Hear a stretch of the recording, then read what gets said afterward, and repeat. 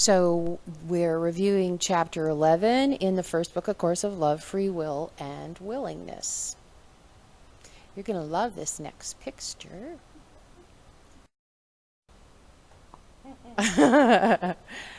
We don't really want instruction.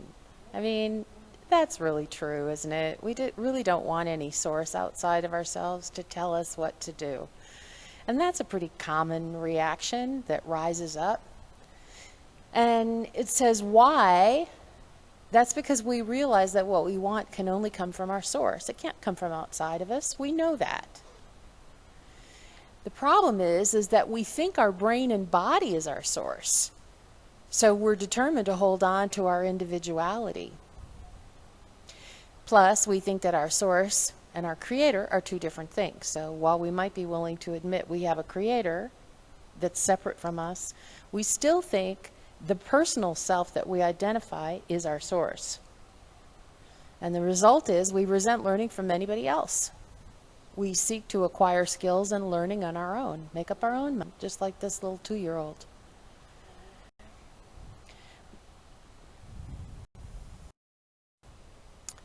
In verse 12, he says, while you could have used your free will to create like unto your Father, by choosing to make yourself separate from him, something that could never truly occur, you've chosen instead to do nothing at all with your free will, but make this one insane choice.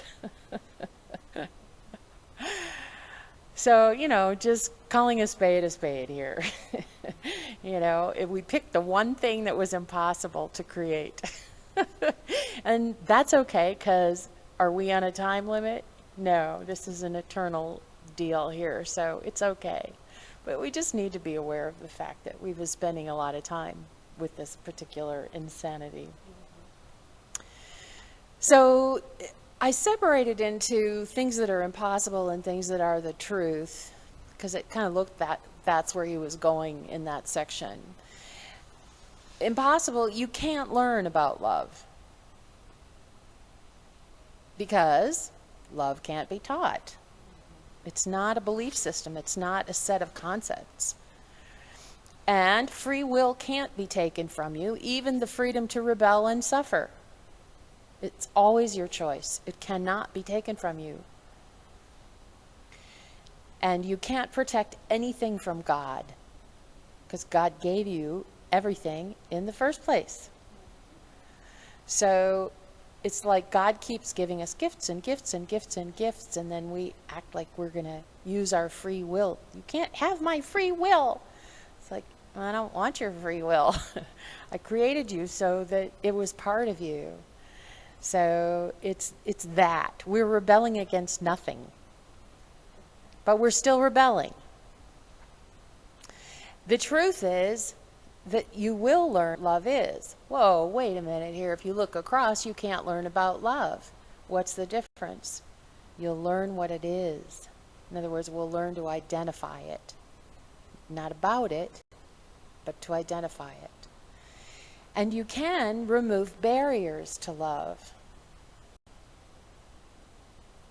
You can't be separate no matter how hard you try.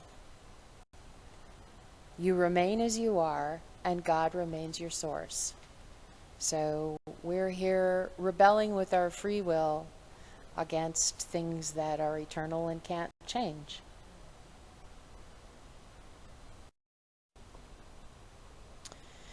In verse 13, your free will is the last bastion of your separate army, the final line of defense, the site where the final battle will take place. But of course, the final battle is in your own mind, and it's a figment of the illusions you have made. But he tells us, and this is comforting, because everybody has this issue of rebellion and free will. You can make a temporary choice. Your temporary willingness will be enough to bring some sanity to your restless mind and heart. And if you're temporarily willing and you see, that worked, I liked that, then you can decide again to be willing to go this direction.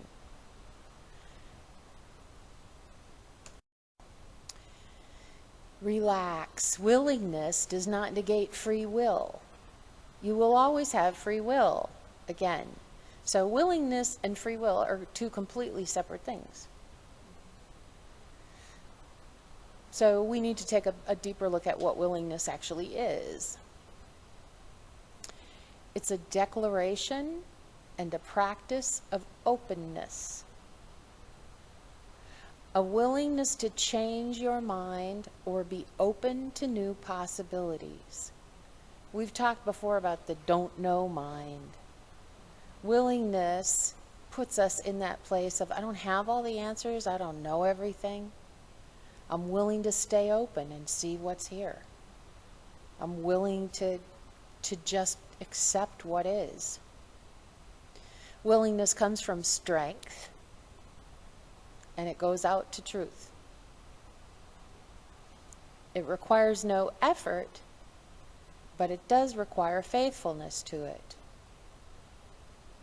So you don't really have to effort being willing.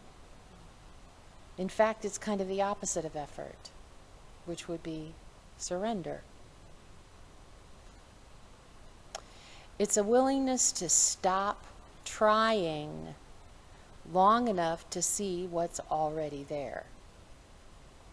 So instead of I'm going to fix this, I'm going to control this, I'm going to manipulate this, I'm going to make this be what I think it should be, willingness is stopping that long enough to see, okay, what's actually true here? What is this design? So the instruction then is, what do I do? Well, you withdraw fear and protection from your heart. You drop that. Stop trying to protect it. You allow your call to love to be sounded. You are willing to receive love from your source and be loved for who you truly are. And you just let your willingness be present. No words, no searching, no trying, just that open state of willingness to see what's true.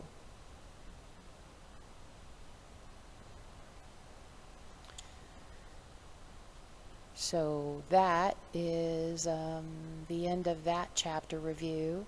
I noticed last week when we read it, it had a little less impact than some of the chapters seem to have, because we feel like we've already moved to a place of willingness. But as I was doing the review, I recognized that that feeling of free will and willingness, sort of thinking they're the same thing. And the whole point of this chapter is to point out the fact that they're not the same thing. Your free will, you will always get to choose.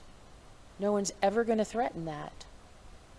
But with your free will, you can choose willingness and find out what's actually true and find the exit to this matrix that we're in, if you're willing. If you're willing to give up the idea that maybe you haven't figured it out yet. So maybe you should stop trying and be willing to hear the answers and see the answers from your source, other than just from your own self. And this is a very well laid pattern that we all have of trying to make the world into what we think it should be. Maria doesn't do that. Congratulations. And so the opposite of that is finding out what is. So we'll quit there.